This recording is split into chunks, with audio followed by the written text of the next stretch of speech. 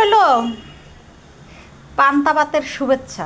বন্ধুরা, এই শীতের সকালে উঠে কত যে কাজ করছি বিশ্বাস করবো না। সেই ভোরে উঠছি 5:30টায়, উঠে কাপড় চুপড় ধোয়া থেকে শুরু করে ঘর মোছা, তারপরে সব কাজ করে ছান ঠান করে পুজো দিয়েছি ভগবানকে, গোপালকে সেবা করলাম।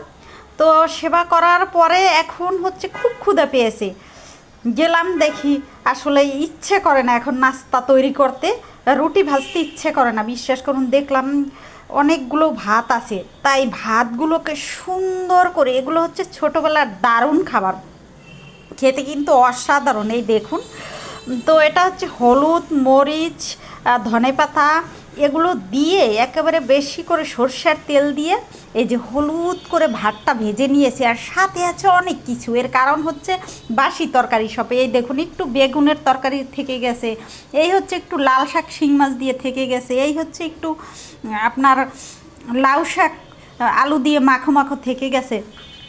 তবে এই বড়াটা হচ্ছে নূতন তৈরি করেছি, এটা হচ্ছে খেতে অসাধারণ। সব সবজি, এটা এখানে 7 পদের সবজি আছে মিলিয়ে একটা গরম গরম বড়া করেছি, ধোয়া উঠতে আছে পান্তা ভাতে।